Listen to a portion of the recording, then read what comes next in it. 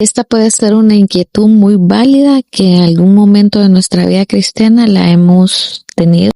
Ya puede ser en el momento de elegir una iglesia o en el proceso cuando tú ya estás, pero ves cosas que no se acoplan a ti o que definitivamente sientes que ese no es el lugar en el que tú encajas, o definitivamente que te está moldeando cosas Dios y no las entiendes, entonces sientes que debes de huir. Pero sabes, esto es muy normal que tú te hagas esta pregunta: estoy buscando la iglesia perfecta.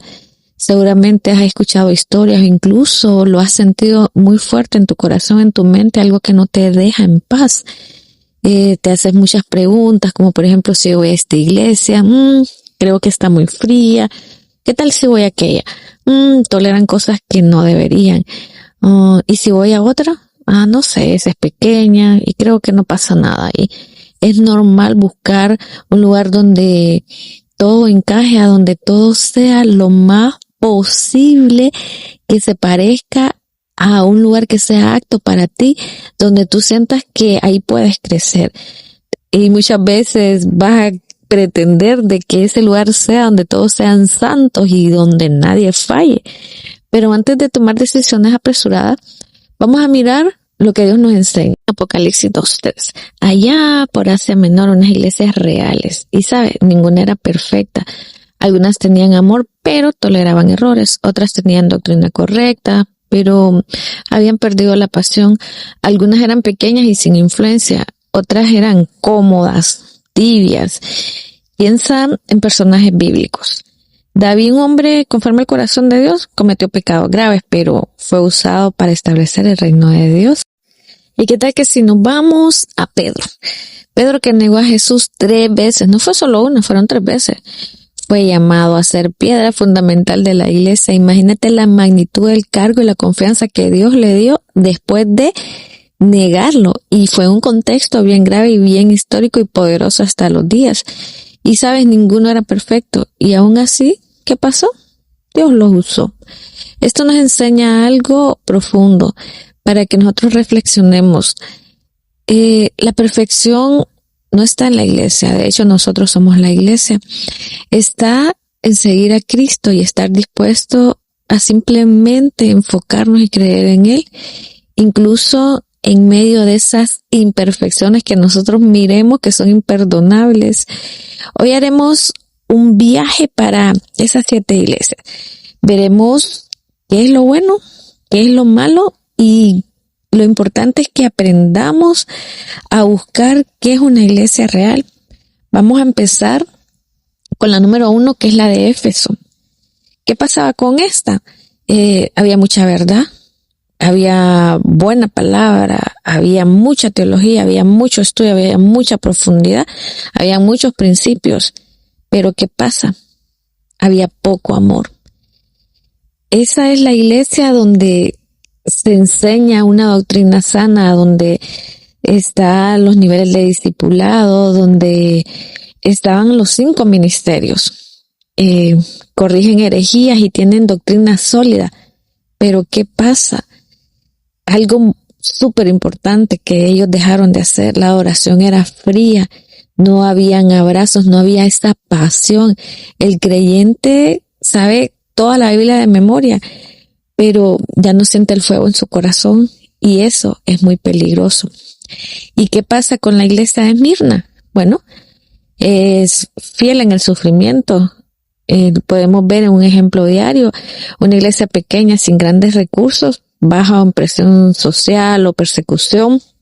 Esta iglesia que siempre es señalada, sus miembros aman a Cristo, pero aunque ellos se permanecen firmes, aunque pierdan lo que son amistades o trabajo, que la sociedad los condene totalmente, no son grandes, pero sí son fieles. ¿Y qué es la promesa que Dios les hace? Ok, ustedes serán pobres materialmente, están afligidos, pero ustedes son ricos en espíritu. Sigan firmes, no permitan que estas pequeñeces hagan que ustedes no quieran seguir constantes. ¿Qué está enseñando Dios aquí? ¿Qué está reflejando aquí? La constancia de esta iglesia, lo importante de la constancia. Y en otro lado tenemos la iglesia de Pérgamo. ¿Qué pasa? Ellos tienen una mezcla peligrosa porque cuando se vive en un mundo lleno de distracciones y compromisos espirituales, la iglesia que quiere amar a Dios, pero ¿qué pasa? Muchas veces también encajar en la cultura. Entonces aquí donde nos encontramos con dos situaciones súper peligrosas. Es el creyente que justifica pequeñas concesiones para no pelear con el mundo, es decir, sí quiero ser cristiano, pero es que también un poco te quiero hacer daño, no quiero que vayas a creer que es que yo soy religioso, no es que quiero que vayas a creer que nosotros somos malos y que venimos y no tenemos ese amor con las personas, yo quiero seguir perteneciendo a las mismas reuniones de mi familia, a las mismas celebraciones a las cuales yo asistía antes. Entonces es peligroso porque se vuelven ni fríos ni calientes. ¿Y qué es lo que hace Dios con este tipo de personas? Simple, los vomita. Ahora vamos a hablar acerca de la iglesia de Tiatira. Este es un amor sin límites claros. ¿Qué pasa? Este tipo de iglesia es muy cervical, muy activa, con obras visibles realmente, que son este tipo de iglesias que tú miras que es ese brazo sociable a la comunidad, que se ve cada una de las cosas que ellos hacen de una manera magistral. Pero ¿qué pasa? Cuando alguien enseña algo incorrecto, nadie dice nada para no ofender. En el cristiano que ama la paz, ¿pero qué? Lo tolera. Y esto que viene a ser, daña la fe. Y por ende, una mala teología, una mala enseñanza, una errónea enseñanza, solo por no ofender a la persona. ¿Qué pasa? Hay diferentes formas, también entiendo, de que uno pueda decirle a la persona, mira, eso no estuvo bien. O ¿qué pasa con las autoridades, las personas que pusieron a estas personas a dar la palabra? ¿Bajo qué criterios dejaron que esta persona diera la palabra? Y aún dándola de una manera errónea no poder corregir este error. Ahora vamos a hablar acerca de la iglesia de Sardis. ¿Qué pasa con esta? Había una apariencia espiritual. ¿Qué pasa? En iglesias podemos ver que tienen una estructura perfecta, casi perfecta en redes sociales, y realmente cuando tú entras y tú miras todo lo que ellos hacen, te da ganas de pertenecer a esa iglesia, por lo bonito que se ve todo cosmético, pero todo es por fuera, porque ellos tienen grandes recursos y tú ves excelente, tú ves, o sea, es asombroso ver cómo Dios los respalda en lo que es todo lo que tiene que ver con tema técnico, tema de mercadotecnia. Cuando tú entras a sus templos, cuando entras a las actividades que ellos hacen, realmente tú puedes ver la buena organización y la estructura que tienen, que eso es excelente y es de aplaudirlo. Pero ¿qué pasa? Todo es almático, todo es emoción, pero se les olvidó un pequeño detalle súper importante: incluir en el guión, incluir en la programación la oración, el quebrantamiento y esa verdadera adoración a Dios. Eso es lo que Dios le enfocaba por medio de Juan a la iglesia de Sardis. Y vamos a ver ahora la iglesia de Filadelfia. ¿Qué pasaba? Era una iglesia pequeña, sí, no estaba muy grande el tema de la gran comisión, no es la finalidad ganar almas o esperan que las almas lleguen porque sí, no había tema grande de evangelismo, pero era obediente. Es como por ejemplo estas iglesias que están sin grandes recursos, que no tienen influencia, son muy pequeñas en número, pero tienen algo importante: guardan la palabra, no niegan a Cristo, son esos creyentes discretos que Dios conoce, que Dios los conoce siempre y que Dios les promete protección y recompensa. Pero también sabemos de que es importante no quedarnos con lo que Dios nos dio. Estamos llamados a dar lo que nosotros tenemos para la salvación del mundo. Y tenemos a la iglesia de la Odisea, que era una iglesia cómoda y tibia. Un ejemplo claro, pues todo estaba bien, nadie molesta a nadie, pero ¿qué pasa? no hay ese fuego, no hay pasión. El cristiano que dice, ese típico que dice, estoy bien así, sin notar que su fe se enfría, eso no es importante, no es ni frío ni encendido, eso no les quita a ellos el sueño, los va a incomodar o van a hacer alguna pausa en la vida de ellos. Está bien, vamos los domingos, o si es 2 veces a la semana, está bien. Y ya cumplimos, ya venimos a la iglesia como manda la palabra, ya estuvo, ya cumplimos las 2 horas y nos vamos cada quien para su casa. Y mira, si analizamos cada una de estas iglesias a profundidad, podemos ver un patrón. Algunas necesitan despertar, algunas necesitan arrepentirse, algunas necesitan firmeza. La iglesia perfecta no existe. Cada una de estas tiene un pero la iglesia correcta es esa exactamente, esa que escucha cuando Cristo habla, la que no se defiende, esa que se humilla, la que se corrige y persevera. Así que la pregunta no es ¿cuál es la iglesia a la que voy? Sino la pregunta correcta sería, ¿yo estoy dispuesto a estar en una iglesia que está en proceso? Porque es que todas están en proceso.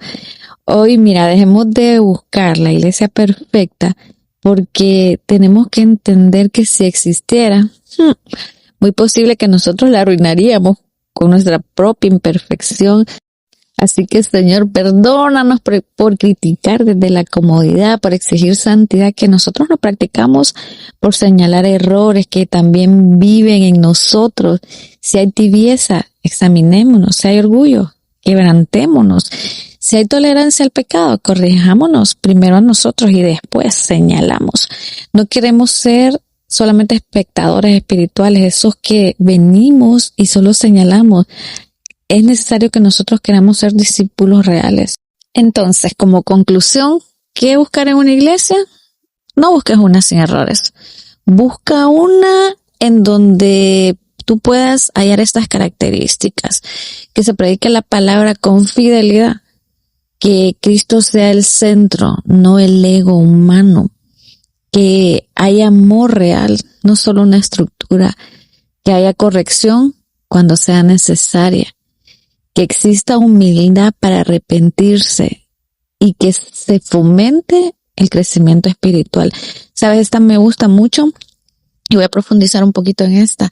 Esta es importante que estén los 5 ministerios en la iglesia, porque es que si no tenemos la estructura de la palabra, todas estas cosas van a pasar. No vamos a tener esa alerta en nuestras vidas para poder saber qué viene de Dios y qué no viene de Dios. Entonces es muy importante que se enseñe la palabra de una forma celosa y que no se le preste el micrófono a cualquiera solo porque sí, porque es necesario saber de la palabra antes de venir pretender enseñarles a otros. Porque, sabes, la iglesia correcta no es la que nunca falla, es esa la que cuando Cristo dice, tengo algo contra ti, no se defiende, tampoco busca justificarse, sino que simplemente escucha, esa que no ataca, esa que simplemente viene y se humilla. Así que si estás buscando y buscando, no busques una iglesia sin pero, porque es que no la hay. Busca una donde Cristo todavía esté hablando, donde su palabra sea el centro, y la encontrarás.